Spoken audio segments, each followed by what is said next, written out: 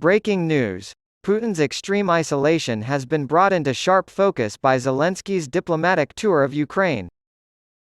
While the world waits for Ukraine's spring military offensive, its leader, Volodymyr Zelenskyy, has begun an offensive of a different kind, diplomatic. Within a week's time, he sped to Italy, the Vatican, Germany, France, and Britain to rally international support for his country's defense. On Friday, he met with Arab leaders in Saudi Arabia, some of whom have Moscow as an ally. Meanwhile, in the southern Russian city of Pyatigorsk, President Vladimir Putin presided over a meeting with local officials, sitting apart from the other attendees at a large table. The International Criminal Court arrest warrant issued against the Russian president has made it difficult, if not impossible, for him to travel to many countries, even those seen as allies by Moscow. Putin took a gamble and lost really big time, said Teresa Fallon, director of the Center for Russia, Europe, and Asian Studies in Brussels. He's pretty much a pariah all over the world. Putin attended the Group of Eight summit in Northern Ireland just 10 years ago, and he stood tall among his contemporaries like Barack Obama, Angela Merkel, and Shinzo Abe. Because of its illegal 2014 annexation of Crimea, Russia was expelled from the group, which also includes the United States, Canada, France, Germany, Italy, Japan, Britain, and Germany. It would appear that Ukraine is now the center of attention.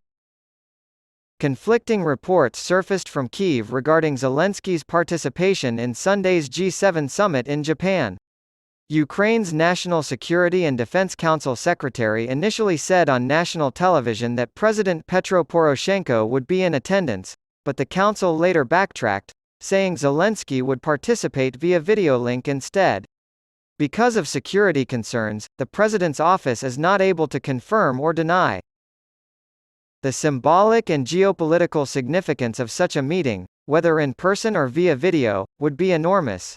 It sends a clear message that the G7 continues to strongly support Ukraine, said Nigel Gould-Davies, senior fellow for Russia and Eurasia at the International Institute for Strategic Studies. One expert put it this way: "It's a visible marker of the continued commitment of the most highly industrialized and highly developed countries in the world." It also happens at a time when the Kremlin's image isn't doing too well. There is some doubt as to whether or not Putin will be able to attend the BRICS summit in South Africa this August. For years, Moscow has promoted the alliance as an alternative to Western global dominance, but it has already become a source of embarrassment for Moscow this year. As the summit's host, South Africa must follow the arrest warrant for war crimes because it is a member of the International Criminal Court. Although South Africa has not confirmed Putin's attendance at the summit, preparations have been made in case he shows up. To weigh its options in light of its International Criminal Court (ICC) commitment in light of Putin's potential visit, South African President Cyril Ramaphosa has appointed an inter-ministerial committee led by Deputy President Paul Mashatile.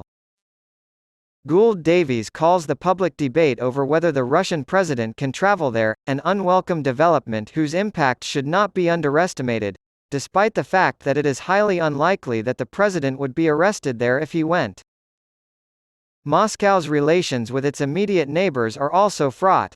Putin portrayed an image of unity on May 9, when he attended a military parade in Red Square to celebrate Victory Day alongside the leaders of Armenia, Belarus, and Central Asian states. However, this week saw the leaders of Kazakhstan, Kyrgyzstan, Tajikistan, Turkmenistan, and Uzbekistan travel to China to meet with leader Xi Jinping at a summit that highlighted the dwindling influence of Russia in the region as Beijing makes economic inroads into Central Asia. Of a weakened Russia, a distracted Russia, almost a pariah state Russia to increase China's influence in the region, Fallon said of Xi. Also apparently not going as smoothly as the Kremlin may have hoped was Putin's effort this month to shore up more friends in the South Caucasus by abolishing visa requirements for Georgian nationals and lifting a 4-year ban on direct flights to the country. Protests greeted the first flight when it landed in Georgia on Friday, and the country's pro-Western president has called the arrival of the plane an act of provocation. According to Phillips P. O'Brien, a professor of strategic studies at the University of St Andrews in Scotland. The fact that other world leaders have invited the Ukrainian president to their countries is evidence that they believe Ukraine will emerge from the war successfully. The alternative is that, it simply wouldn't be happening, as he put it. No one wants to be close to a leader they believe will lose and their country will collapse.